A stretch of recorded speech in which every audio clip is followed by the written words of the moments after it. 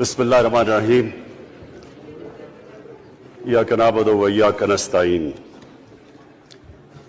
मैं सबसे पहले अपनी एलाइड पार्टीज, अपने इत्तेहादियों का दिल से शुक्रिया अदा करता हूं कि अभी भी और हर मुश्किल वक्त में जिस तरह आप मेरे साथ खड़े रहे, आपका बहुत बहुत शुक्रिया। मैं अपने पार्लियामेंटेरियंस, अपनी टीम का, मैं आपका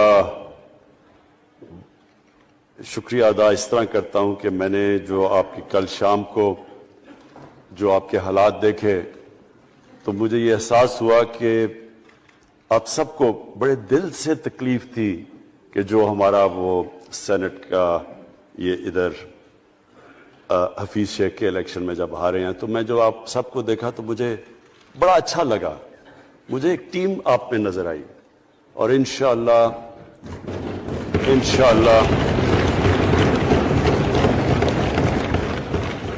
ये हमारी टीम मजबूत होती जाएगी, क्योंकि देखें अल्लाह कहता है कि मैं तुम्हारे ईमान को बार बार आजमाऊंगा।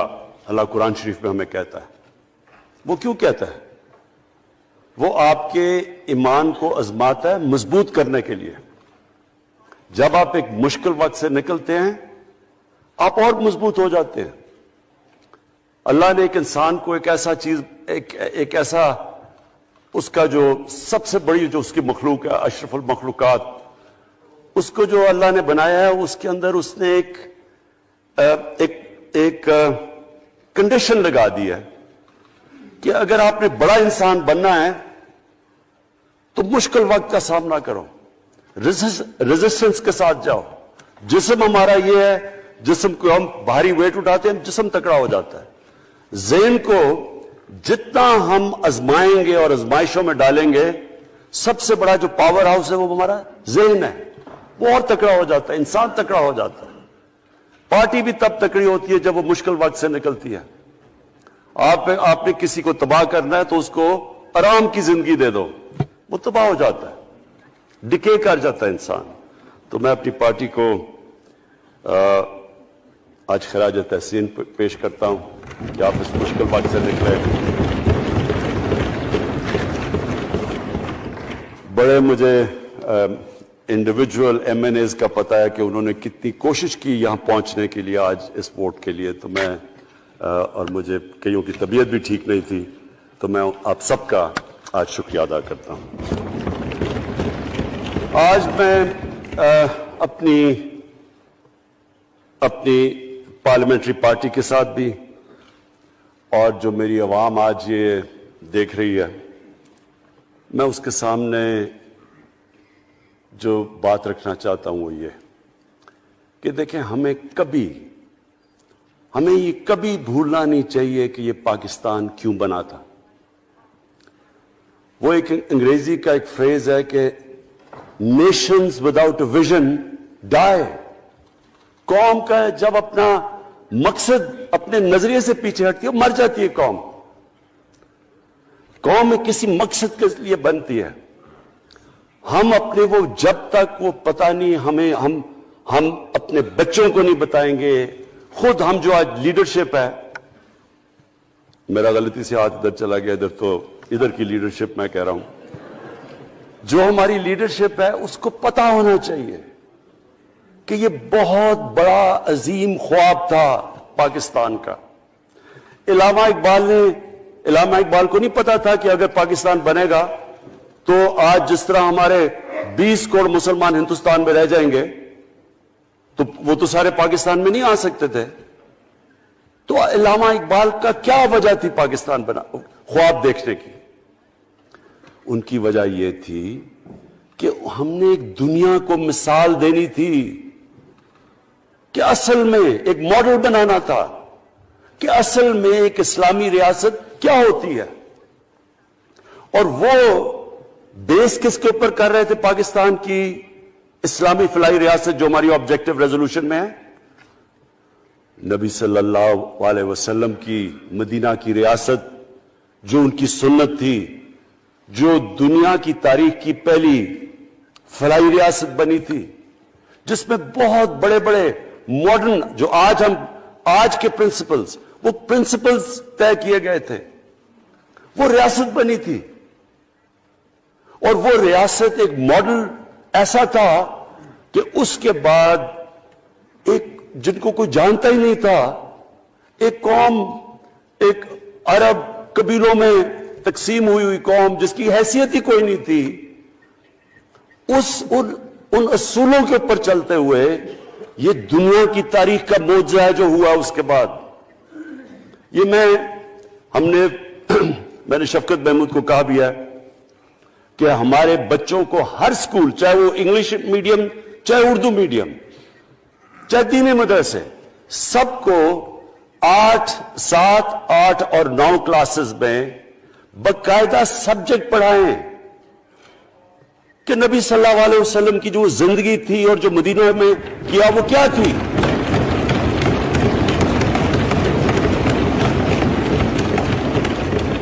تاکہ ان کو پتہ چلے کہ اس ملک کا مقصد کیا تھا. بڑے لوگ جو پاکستان نہیں چاہتے تھے وہ کیا کہتے تھے؟ وہ کہتے تھے کہ پاکستان تو بن گیا تو آپ نے تباہ، جو مسلمان ہندوستان میں رہ گئے ان کو آپ نے سیکنڈ کلاس سٹیزن بنا کے چھوڑ دیا. آج بیچارے مسلمانوں سے کیا ہو رہا ہے وہاں؟ تو وہ لوگ کہتے ہیں کہ اگر پاکستان نہ بنتا تو مسلمانوں کی زیادہ طاقت ہونی تھی. ایک ہندوستان میں اس طرح مسلمانوں کا برا حال نہیں ہونا تھا جو آج ہے. یہ ایک آرگیومنٹ دی جاتی ہے. اور اگر ہم پاکستان کو جس مقصد کے لیے بنا تھا اگر ہم ادھر نہیں لے کے جائیں گے تو وہ ٹھیک کہہ رہے ہیں. یہ تو نہیں تھا کہ وہاں ٹاٹا برلا تھے جو اربوں پتی اور یہاں یہ شریف اور زرداری اربوں پتی بن جائے. اس لیے تو نہیں پاکستان بنا تھا. یہ بڑی ہمیں ری الائن کرنا چاہیے اپنے نظریے کی طرف. ہمیں اپنا رخ چینج کرنا چاہیے واپس کہ یہ بڑا عظیم خواب تھا پاکستان کا. اور وہ جو تاریخ تھی، وہ جو اصول انہوں نے سیٹ اپ کیے، جن لوگوں کی حیثیت ہی نہیں تھی، یہ تاریخ کا حصہ ہے کہ اس کے بعد انہوں نے دیکھتے دیکھتے 15، 20، 30 سالوں کے اندر دنیا کی امامت کی. صرف امامت ہی نہیں کہ وہ تو منگولیوں نے بھی دنیا بڑی جلدی سے فتح کر لی تھی. چنگیز خان نے بھی بڑی جلدی اس کی فوجوں نے فتح کر لی تھی. 100 سال کے بعد وہ ختم ہو گئے تھے. انہوں نے ایک دنیا کی عظیم سیولائزیشن، جو ٹاپ سائنٹسٹ تھے، سارے دنیا کے ٹاپ سائنسدان، ایک عظیم کلچر. اور سب سے بڑی بات جو آج میں یہ کہنا چاہتا ہوں، انہوں نے اخلاقیات، ایک مورل سٹینڈرڈ سیٹ کی دنیا میں. جب مسلمان گئے انڈونیشیا اور ملیشیا، وہاں تو کوئی مسلمان کی فوج نہیں گئی، وہاں تو کوئی تلواروں سے نہیں فتح کیا. مسلمان تاجروں کا وہاں کردار دیکھ کے لوگ حیران ہو گئے کہ یہ کون لوگ آئے ہیں جو بالکل ان کی مورالٹی ایسی، نہ وہ کوئی دغا بازی کرتے تھے، نہ وہ کوئی دھوکہ دیتے تھے، اپنی زبان پہ کھڑے ہو جاتے تھے. لوگ ان سے امپریس ہو گئے کہ کون سی قوم ہے. دیکھیں اسلام ہم غلط فہمی میں ہیں، یہ سمجھتا ہے کہ جی تلوار سے اسلام پھیلا تھا. اسلام پھیلا تھا کہ وہ ایک انسان کے کیریکٹر کو ریفارم کرنے آیا تھا. ہم جب اللہ سے مانگتے ہیں، ہم نماز میں ایک ہی چیز مانگتے ہیں کہ اللہ ان کے راستے پہ لگا جن کو تو نے نعمتیں بخشی، ان کے نہیں جو غلط تباہی کے راستے پہ چلے گئے. صرف نماز میں ہم یہ چیز مانگتے ہیں، ہر روز ہم پڑھ کے یہ مانگتے ہیں. یہ 2 راستے ہیں، ایک ہے تباہی کا راستہ، ایک ہے عظمت کا راستہ. نعمتیں کس کو بخشی؟ اللہ کے پیغمبروں کو. اور جو دنیا کا سب سے عظیم انسان، جو دنیا کا سب سے عظیم لیڈر، جس کو اللہ نے سب سے زیادہ نعمتیں بخشی، ہمارے نبی صلی اللہ علیہ وسلم. نہ کبھی اس طرح کا انسان آیا ہے، نہ کبھی آ سکتا ہے. تو ہمیں راستہ بتایا کہ ایک ان کا راستہ ہے اور ایک دوسرا راستہ ہے، تباہی کا راستہ ہے. اور وہ جو ان کے راستے پہ چلتا گیا وہ ایک عظیم انسان بنتا گیا. ایک کتاب ہے، میں اپنے لوگوں کو ریکمینڈ بھی کرتا ہوں کہ دی عرب کانکویسٹ، وہ پڑھنے والی کتاب ہے. اس میں بتاتے ہیں کہ جب مسلمان ایک دم دیکھتے دیکھتے دنیا میں پھیل گئے تو کوئی ایک آدمی نہیں تھا. ایک تو بڑے عظیم سپہ سالار تھا خالد بن ولید، لیکن وہ جو بھی بنتا تھا وہ جنرل عظیم بن جاتا تھا. وہ اس کتاب کے اندر لکھی انگریز نے ہے. وہ کہتا ہے اس کی کوئی ایکسپلینیشن نہیں ہے کہ یہ کیسے ساری دنیا پہ چھا گئے. نہ ان کے پاس کوئی لیٹسٹ ویپنز تھے، ایک طرف رومنز تھے، دوسری طرف پرشینز تھے، وہ تو سپر پاورز تھے، ہتھیار تو ان کے پاس تھے. نہ ان کے پاس ہتھیار، نمبرز میں بھی وہ زیادہ تھے، ان کی فوجیں بھی زیادہ تھیں، لیکن وہ ساری دنیا پہ پھیل گئے اور ایک ایسا سویلائزیشن بنا کہ زیادہ تر تو مسلمان نہیں تھے، وہ بھی ان کو مانتے تھے، کیونکہ ان کی اخلاقیات، ان کا عدل اور انصاف کا نظام، ان کا کیریکٹر، اس کی وجہ سے لوگ آئے ہیں. یہاں جو ہندوستان میں اسلام پھیلا ہے، یہ ہمارے جو بڑے بڑے بزرگ تھے، داتا صاحب، بلے شاہ، نظام الدین اولیاء اور بابا فرید، یہ لوگ تھے. ان کو لوگ دیکھ کے، ان کے کردار سے، ان کے انٹلیکٹ، انسانیت سے لوگ مسلمان ہوئے. تو ہم آج، میں جو یہ سینٹ الیکشن ہوا ہے، میں اپنی قوم کو یہاں، یعنی مجھے شرمندگی ہوتی ہے اسپیکر صاحب کہ ہم وہ کدھر وہ خواب اور کدھر بکرا منڈی بنی ہوئی ہے ایک لوگوں کو خریدنے کے لیے سب کے سامنے. یعنی ہمیں ایک مہینے سے پتا تھا کہ پیسہ جمع کیا جا رہا ہے اس سینٹ الیکشن میں، اور مجھے حیرت ہوئی کہ الیکشن کمیشن کہتا ہے کہ جی یہ تو پتہ نہیں کوئی ہم آزاد انسٹیٹیوشن ہے یا میں ان کی کوئی آزادی کے اوپر لے رہا تھا، یا جی بڑا زبردست الیکشن. اچھا کہتے جی بڑا اچھا الیکشن کروایا ہے. یہ مجھے اور اس سے تو مجھے اور صدمہ ہوا ہے کہ اگر یہ الیکشن اچھا آپ نے کروایا ہے تو پتہ نہیں برا الیکشن کیا ہوتا ہے.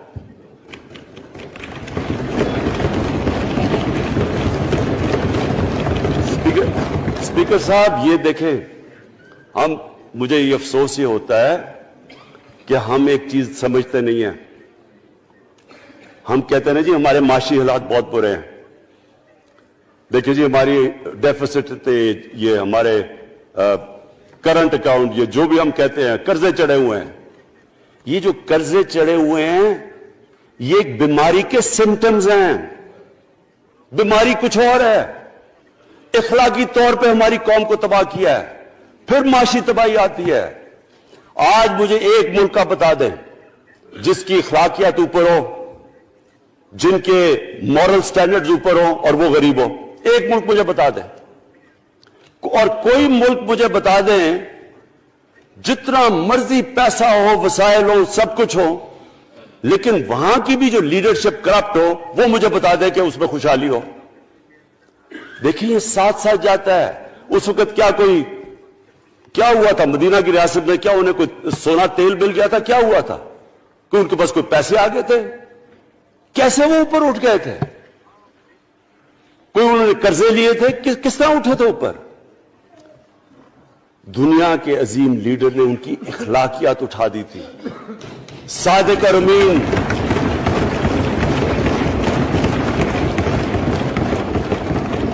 ایک قوم، انہوں نے ہمیں بتایا. ہمیں قرآن میں اللہ حکم کرتا ہے کہ ان کی سنت پہ چلو. اللہ جب ہمیں کہتا ہے ان کی سنت پہ چلو، کیا ہم اللہ کو کوئی فائدہ پہنچا سکتے ہیں؟ ہماری بہتری کے لیے کہتا ہے.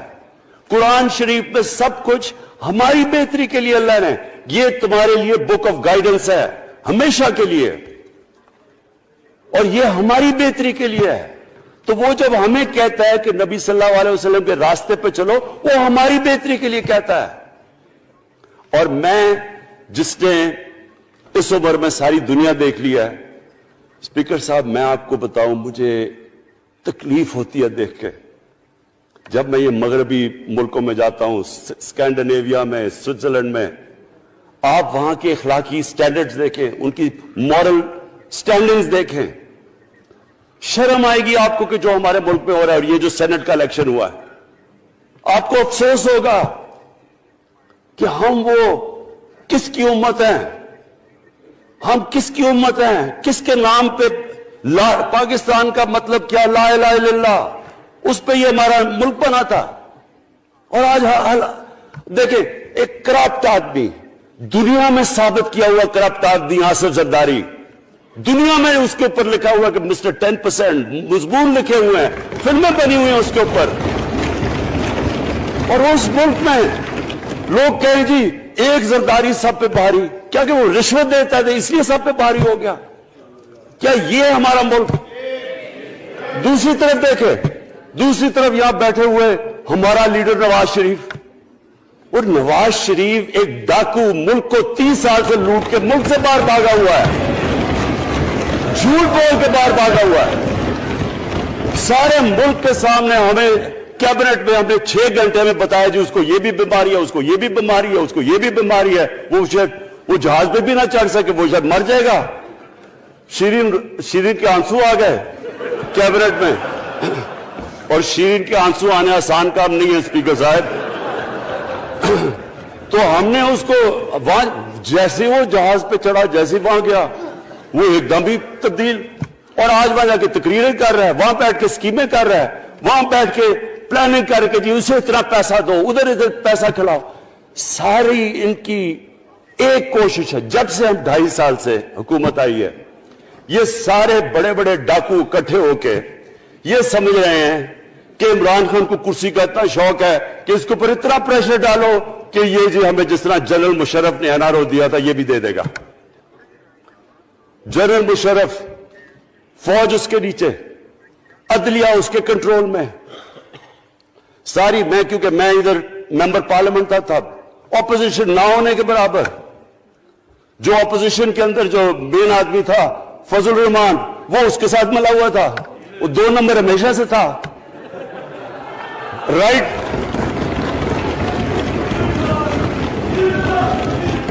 اور وہ آدمی جس کے پیچھے امریکہ ان کی جنگ لڑ رہا تھا، سب کچھ، وہ ان کے پریشر میں آ کے ان دونوں کو NRO دیا، اور اتنا بڑا اس ملک کے اوپر اس نے جرم کیا ہے۔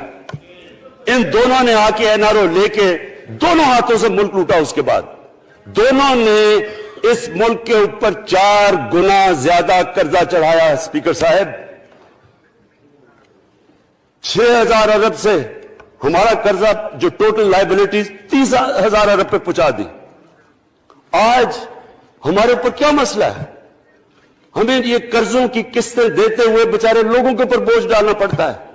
یہ جو مہنگائی ہے اس کے بعد میں بعد میں بات کرتا ہوں، لیکن میں پہلے یہ بات کمپلیٹ کر لوں کہ دیکھیں اسپیکر صاحب، میں یہ 2.5 سال سے تماشے دیکھ رہا ہوں۔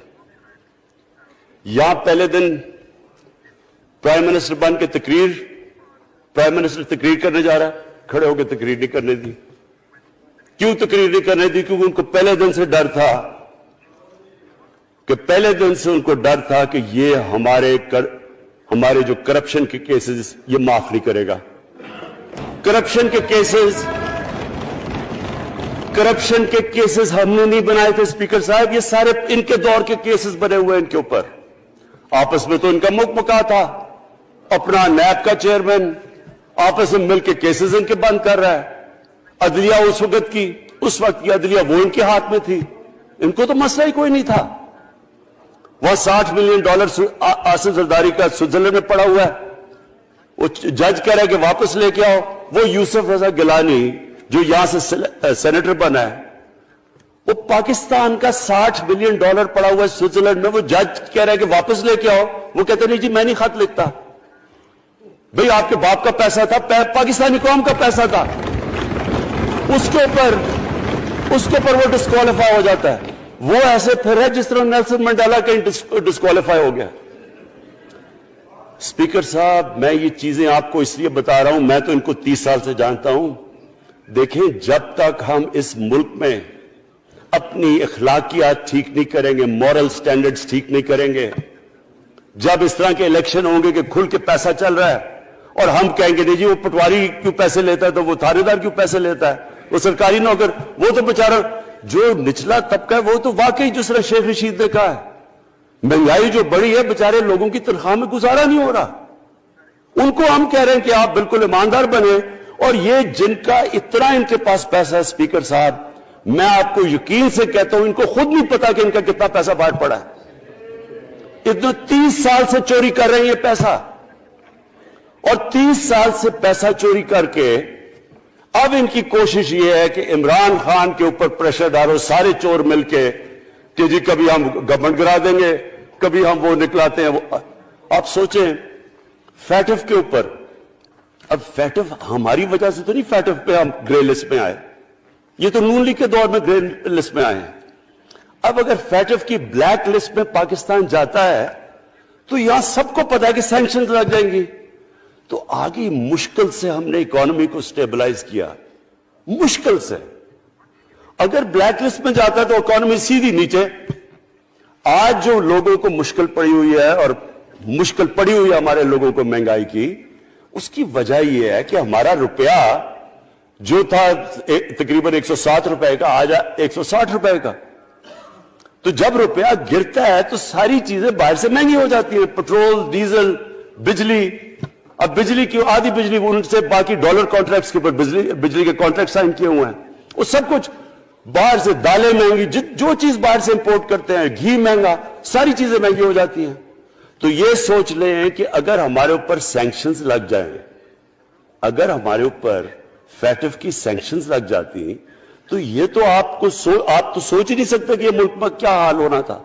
تو ہم اپنے ملک کے لیے فیٹف کی ریکوائرمنٹ پہ لیجسلیشن کروا رہے ہیں، اور انہوں نے جناب اتنا بڑا وہ ذرا پکڑا، اتنا بڑا وہ لا دیا جی، اتنا بڑا جی، یہ 34 شکیں چینج کر دیں نیب میں۔ اب نیب کا فیٹف سے کیا تعلق ہے؟ انہوں نے سمجھا کیا عمران خان قابو آ گیا، اب تو یہ ڈر کے فیٹف کی بلیک لسٹ سے اب تو جناب ہمیں یہ 34 شکیں سائن کر کے تو نیب کو ختم کر دے گا۔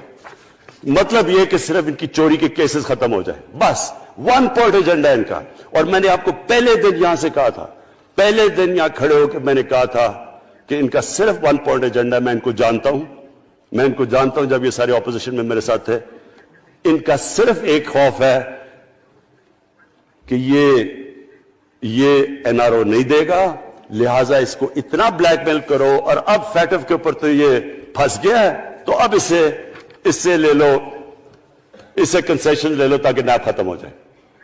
اب سوچیں کیا ان کو ملک کا فکر ہے؟ کیا ان کو نہیں پتا تھا کہ کیا ہونا ہے اگر فیٹف کی بلیک لسٹ پہ چلے جاتے ہیں؟ اس کے بعد انہوں نے جلسے کرنے کی کوشش کی، بڑا جی پبلک نکالیں گے ہم، مینار پاکستان کے اندر جلسہ۔ مینار پاکستان کا یہ جانتے نہیں، دیکھیں ان کے بھی آگے ایک شہزادہ ایک شہزادی جنہوں نے زندگی میں کبھی کام کیا نہیں ہے، نہ ان کو پتہ ہے کہ سٹرگل ہوتی کیا ہے۔ جناب مینار پاکستان خود ہی اخباروں کے اندر اپنے آپ کو پیسے خرچ کر کے اخباروں میں ذرا نمایاں کر کے جناب انہوں نے مینار پاکستان میں جلسہ کر لیا۔ اب میں تو جانتا ہوں مینار پاکستان، اور میں تو اپنے لاہور کو بھی جانتا ہوں، میں تو اپنے لاہور شہر کو بھی جانتا ہوں۔ وہ لاہور شہر ملک کا کوئی پیسہ چوری کیا ہو اس کے خلاف تو نکلے گا، لیکن بڑے بڑے ڈاکو اگر وہ سمجھ رہے ہیں کہ اپنی چوری بچانے کے لیے لاہور شہر کو نکالیں گے تو وہی ہوا جو ان کے ساتھ مینار پاکستان میں ہوا۔ اب آ کے جو ڈاکٹر فہمیدہ مرزا نے بڑا اچھا آپ کو ایکسپلین کیا، انہوں نے بتایا کہ یہ کیوں ضروری تھا اوپن بیلٹ۔ انہوں نے بتایا کہ الیکشن کمیشن کی تو ریکوائرمنٹ ہے کہ آنسٹ ہو، فری اور فیئر الیکشن ہو۔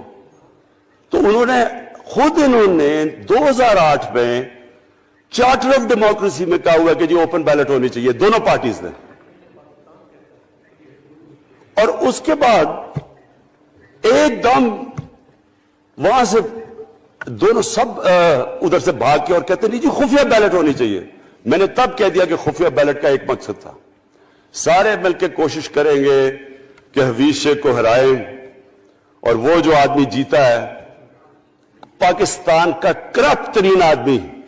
میں ایک چیز آپ کو آج کہتا ہوں، یوسف رضا کے آپ صرف ایسٹس دیکھ لیں، پرائم منسٹر بننے سے پہلے تھے اور اس کے بعد کیا ایسٹس ہیں، بس ایک چیز دیکھ لیں، کوئی آپ کو کچھ کرنے کی ضرورت نہیں ہے، آپ کو پتا چلے گا انہوں نے اس نے کیا کیا اپنے زمانے میں۔ تو اس کو لا کے یہاں بٹھا کے تو جناب انہوں نے سارا پیسہ لگا کے، اور ہمیں سب پتا تھا کیا ہو رہا ہے، اور اس کو جا کے جناب انہوں نے ہروا دیا حفیظ شیخ کو۔ اب کیا پیغام گیا سارے ملک میں؟ اس کا میں نے کیوں یہ آج ووٹ آف کانفیڈنس لی ہے، اس کا کیا پیغام گیا دنیا میں؟ سارے لوگوں کے سامنے اوپن ہارس ٹریڈنگ، لوگوں کو راتوں کو کال کر رہے ہیں، یا میں تو خاص داد دینا چاہتا ہوں، میرے ممبرز بیٹھے ہیں، خواتین بیٹھی ہیں جن کو کالیں گئی ہیں رات کہ جی 2 کروڑ سے ریٹ شروع ہوگا، ہم آپ کو آگے پیسے دیں گے، ان کو ساروں کو پیسے آفر کر رہے ہیں۔ اور پھر اگر میں صرف الیکشن کمیشن کو ایک چیز کہنا چاہتا ہوں، آپ مہربانی کریں پاکستان کی ایجنسی سے صرف ایک سیکرٹ بریفنگ لیں، آپ ان کو اندازہ ہوگا کتنا پیسہ چلا اس الیکشن کے اندر، پتہ چلوائیں کیا ہوا اس الیکشن میں، تاکہ آپ اس طرح کی سٹیٹمنٹ نہ دیں کہ جی ہماری کوئی آزادی ختم کر رہی ہے۔ میں آپ کی آزادی ختم کر رہا ہوں یہ کہہ کے آپ کہ یہ جو الیکشن میں ہوا ہے۔ اسپیکر صاحب، میں آج اس اوکیزن کے اوپر، کیونکہ مجھے اس پہ کافی، میں 2.5 سال یہ بڑی چیزیں برداشت کرتا رہا ہوں، اور میں اس لیے صبر سے کرتا رہا ہوں کیونکہ ملک اتنا ہمارا مشکل میں ہے۔ جو ہمیں ٹائم ملا جب میری گورنمنٹ آئی، میں آپ کو یقین سے کہتا ہوں کہ ساری زندگی میری تو سٹرگل میں گزری۔ جو بھی آپ انسان کسی چیز میں کمپیٹ کرتا ہے، اگر آپ نے ملک میں اپنے سب سے ٹاپ 11 کھلاڑیوں میں پہنچنا ہے تو ایک بہت سارے ملک میں مقابلہ کر کے آپ وہاں پہنچے، اس میں ایک بڑی سٹرگل ہوتی ہے، اونچ نیچ ہوتی ہے بڑی۔ اور پھر اگر آپ کو دنیا کے لیول پہ آپ کو اپنا، اگر آپ کو منوانا ہے، اس کی اور ایک سٹرگل ہوتی ہے۔ اور میری اس سے زیادہ بڑی سٹرگل تھی کہ ایک آدمی جا کے ہاسپٹل بنانے کی کوشش کرے، اور وہ بھی کینسر ہاسپٹل، تو ایک وہ بہت بڑی سٹرگل تھی۔ پھر پالیٹکس میں لمبی سٹرگل رہی ہے، اکیلا تھوڑا سے لوگوں کے ساتھ شروع ہوا تھا، اور سٹرگل کر کے 14-15 سال تو مذاق اڑتا تھا میرا، سارے ہنستے تھے جب نام سنتے تھے میرا، تو ایک سٹرگل کر کے یہاں پہنچا ہوں۔ جو یہ 2.5 سال میں اسپیکر صاحب میں نے سٹرگل کی ہے، یہ میری زندگی کی سب سے مشکل سٹرگل تھی۔ اور کیوں مشکل تھی؟ کیونکہ جو یہ 10 سال میں اس کو ڈیکیڈ آف ڈارکنس کہتا ہوں، ایک ایک انہوں نے ادارہ تباہ کیا۔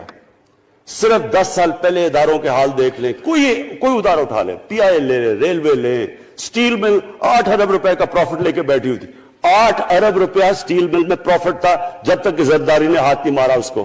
اپنا وہ ریاض لال جی فرنٹ مین رکھ کے ہمارے سامنے، میرے پاس آئے لوگ چیمبر والے، انہوں نے کہا جی یہ سٹیل مل سستی بلٹس اس کو بھیجا، اس کے تھرو پیسے دے رہا ہے، وہ سٹیل مل آج بند پڑی ہے۔ ایک ایک ادارہ انہوں نے تباہ کیا، بھرتیاں کی لوگوں کی، وہ ادارے اتنے بڑے بڑے ہو گئے ہیں کہ وہاں پینشن ہی اتنی آ گئی ہے کہ کچھ بچتا نہیں ہے سیلریز اور پینشن کے بعد کے ادارے کو ٹھیک کر سکے۔ ایک ایک ادارہ تباہ کیا۔ ملک کا سب سے بڑا جو کرنٹ اکاؤنٹ ڈیفیسٹ، جس کے اوپر سارا پریشر پڑتا ہے، اگر آپ کا کرنٹ اکاؤنٹ یعنی کہ ڈالر زیادہ ملک سے باہر جا رہے ہیں اور کم اندر آ رہے ہیں تو پریشر روپے پہ پڑتا ہے، وہ گر جاتا ہے۔ تو وہ میں آپ کو بتا، جب روپیہ گرتا ہے تو غربت پھیل جاتی ہے ملک میں۔ تو سب سے بڑا current account deficit, fiscal deficits جو کہ آپ کی آمدنی اور خرچے، وہ بڑا ڈیفیسٹ، سارے ادارے خسارے میں۔ پاور کانٹریکٹس جو انہوں نے سائن کیے اسپیکر صاحب، یہ عمر ایوب آپ کو بتائے گا، وہ یعنی ایسے لگ رہا تھا کہ کسی دشمن نے آ کے ایک ملک کو نقصان پہنچانے کے لیے پاور کانٹریکٹ سائن کیے۔ ان کے اندر وہی پاور پروجیکٹس آپ کہیں اور دیکھ لیں، کسی اور ملک میں، بلکہ اپنے ملک میں دیکھ لیں، اور وہ دیکھیں کہ انہوں نے کس پیسے بنائے، وہ کس پیسے پہ۔ گیس کا کانٹریکٹ سائن کیا ہم نے آ کے اسی ملک سے 30% کم پیسے پہ گیس کا کانٹریکٹ سائن کیا، ان کا ہی کانٹریکٹ چینج کیا۔ ساری گورنمنٹ، جب اوپر سے پرائم منسٹر لگا ہوا پیسے بنانے، پرائم منسٹر ایک نوکری کر رہا ہے کس کے لیے؟ ایک دبئی کی کمپنی کے لیے۔ کبھی دنیا میں سنا ہے اس طرح؟ کبھی یہ مذاق سنا ہے جی کہ ملک کا پرائم منسٹر کسی دنیا کو دبئی کی کمپنی کے اندر نوکری کر رہا ہے؟ ادھر سے یہاں ڈیفنس منسٹر، ان کا فورن منسٹر، وہ دبئی کی کمپنی سے نوکری کر رہا ہے۔ اور وہ ایک انٹیریئر منسٹر، وہ کچھ سنا ہے سنتری بنا ہوا تھا کسی سعودی عربیہ کی کمپنی میں، مجھے نہیں پتا، کبھی یہ سنا ہے یہ ملک سے کسی ملک سے ایسا مذاق ہوا ہے؟ یہ سارے طریقے تھے اس ملک سے پیسہ منی لانڈر کر کے باہر لے جانا۔ آج مجھے یہ بتائیں، میں یہ جو سارے ہماری اپوزیشن ہے، میں ان سے سوچتا ہوں، میں کئی دفعہ ان کی شکلیں دیکھ کے پوچھتا ہوں ان سے کہ کیا آپ واقعی سمجھتے ہیں کہ آپ دونوں کے لیڈر ایماندار ہیں؟ کیا یہ واقعی سمجھتے ہیں کہ ان کی جو یہ دولتیں بڑی ہیں یہ ایمانداری سے بنی ہیں؟ یعنی کیا ان کو کوئی ملک کی فکر نہیں ہے کہ یہاں کا پیسہ، کیا ان کے بیٹے ہیں؟ میں تو یہ بتائیں، 3 دفعہ ملک کا پرائم منسٹر، اس کے دونوں بیٹے باہر بیٹھے ہوئے ہیں، میں لندن کو جانتا ہوں اسپیکر صاحب، وہ اربوں اربوں روپے کی پراپرٹی ہے، وہاں کے بڑے بڑے رئیس ان ایریاز میں نہیں رہ سکتے جدھر ان کے 2 بیٹے رہ رہے ہیں۔ ملک سے بھاگ گئے، جی ہم پاکستانی شہری نہیں ہیں۔ کیوں پاکستانی شہری نہیں؟ کیوں یہاں بتا ہی نہیں سکتے کہ وہ پیسہ کدھر سے آیا جو انہوں نے اتنی بڑی پراپرٹیز لی ہوئی ہیں، اور یہ کچھ نہیں ہے جو انہوں نے بنامی پراپرٹیز لی ہوئی ہیں۔ کسی کو اندازہ ہی نہیں ہے ان کا کتنا پیسہ باہر پڑا ہے۔ زرداری کے پاس کیا تھا پہلے، اس کی جو باہر پراپرٹیز ہے۔ تو کیا ان لوگوں کو نہیں پتا کہ اس ملک کا پیسہ چوری کر کے یہ باہر لے کے جا رہے ہیں اور یہ پھر بھی ان کی سپورٹ کر رہے ہیں؟ اور یہ جو سینٹ کا الیکشن، کیا انہیں نہیں پتا کہ بڑا جی عقل مند پولیٹیشن ہے زرداری، لوگوں کو رشوت دے کے ان کو خرید رہا ہے؟ ساری قوم کے سامنے یہ ہو رہا ہے۔ میں یہ صرف آخر میں یہ کہنا چاہتا ہوں اس ایشو کو ختم کرتے ہوئے کہ دیکھیں اسپیکر صاحب، کوئی ملک آگے نہیں بڑھ سکتا ایسے۔ میں اکیلا عمران خان کو کرپشن کر کے کرپشن نہیں ٹھیک کر سکتا۔ میں عدلیہ کو کیا، کیسز تو عدلیہ میں یا نیب کے اندر ہے، میرا تو ان کے اوپر کوئی کنٹرول نہیں ہے۔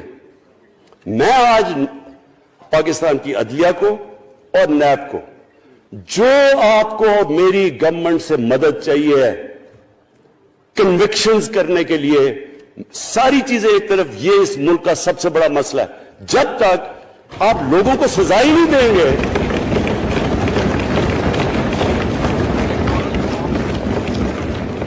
جب تک لوگوں کو سزا ہی نہیں ملیں گی، دیکھیں جی کسی معاشرے میں جب سزا اور جزا ہی نہیں ہے، صرف غریب آدمی جیل میں جائے، طاقتور جلسے کرنے شروع ہو جائے کہ جی مجھے NRO دو، وہ نیب کے عدالت سے نکلتے ہیں، پھول پھینک رہے ہیں ان کے اوپر، اربوں روپے کی چوری کی ہوئی ہے انہوں نے۔ وہ تو اسپیکر صاحب، میں ایک معاشرہ کرپشن کے خلاف لڑتا ہے۔ آپ جتنے مرضی قانون بنا دیں، وہ کرپشن